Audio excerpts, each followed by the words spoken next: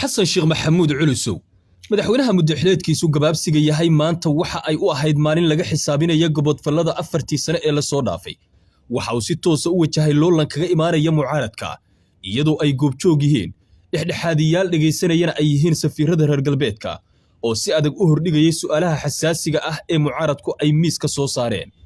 kulankii aadka u adkaa ee ka dhacay xerada xalane ayaa si weyn u muujiyay heerka uu gaaray khilaafka siyaasadeed ee u dhaxeeya dowladda federaaliga ah ee Soomaaliya iyo sidoo kale golaha mustaqbalka ila xogogaal ah ayaa sheegay in madaxweyne xasan sheekh uu kulan ka tagay kadib cadaadis xoogan oo uga yimid dhinaca beesha caalamka gaar ahaan wakiilada reer galbeedka ee ka walacsan khilaafka sii xoogaysanaya ee ku saabsan dastuurka doorashooyinka iyo xariga siyaasiyiinta iyo dadka dowladda mucaaradka ku ah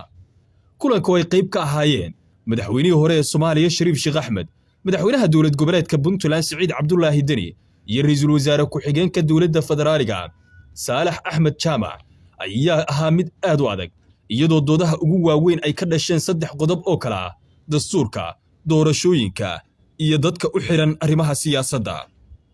wararka laga helay kulanka ayaa muujinaya in safiirada reer galbeedku ay si cad u muujiyeen walaacooda ku aadan dadka dowladda xasan sheekh ay u xirtay arrimaha siyaasadda waxay ku cadaadiyeen xasan sheekh iyo kooxdiisa in xorriyadooda dib loogu soo celiyo cid kasta oo aan lagu hayn dambiye rasmi ah oo maxkamaddu ay cadaysay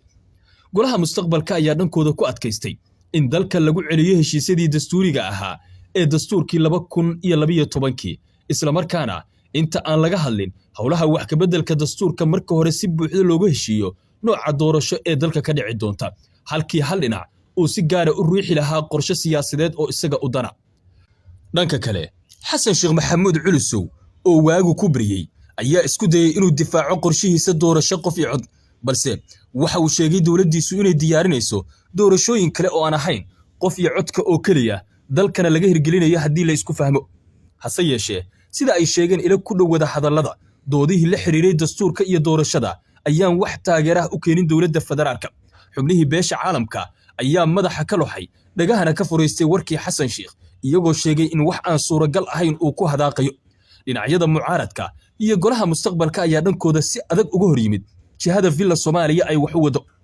markii la isku mari waayay qodobada ugu waaweyn ayaa dhinaca dowladda federaalka waxay soo jeedisay in khilaafka loo saaro guddiyo farsamo balse golaha mustaqbalka ayaa sheeda ka tuuray soo jeedintii xasan sheekh maxamuud waxayna sheegay in maalmahaas la soo dhaafay muddaxileedkiisuna uu hadda dhammaaday oo ay tahay in si rasmi ah ay ugu heshiiyaan halka dalku uu jahaysanayo diidmadaas waxaa loo arkay guldarro siyaasadeed oo mar kale dhabarka loo saariyay xasan sheekh maxamuud iyo kooxdiisa cagafta wadata waxaana ay u muuqataa in dhinacyada mucaaradku ay si weyn ugu awood sareeyeen qaabka loo farsameeyay wada hadallada iyo qodobadii muhiimka ahaa ee miiska la soo saaray waxayna sheegeen in hadda la joogo xilligii si toos ah loo xallin lahaa muranka siyaasadeed ee dalka ka taagan caawaba waxa magaalada muqdisho durba ka bilowday kulamo gees ah oo ay yeelanayaan dhinacyada mucaaradka golaha mustaqbalka ayaa qaabeynaya waxa ay biri la tagayaan waxay miiska soo saarayaan doodii dowladda federaalka ee maanta waxaana la soo saarayaa miiska wax kasta oo doodaas lagu burburinayo dhinaca villa Soomaaliya waxa la soo warinayaa inay jahwareer siyaasadeed wajahayso xasan sheekh maxamuud garbihiisa ayuu fiiriyay waxa uu ka waayay xubno siyaasad ahaan wax u goyn kara waxaana ku haray alfilay siyaasadeed oo wax weyn aan ku soo kordhin karin oo kaliya sheegaya in dadka ay u leynayaan taas oo waji gabax ku noqotay qorshihiisa waxaana si weyn isha loogu hayaa sida uu u maareyn karo shirka biri iyo haddii uu ka dhuumanayo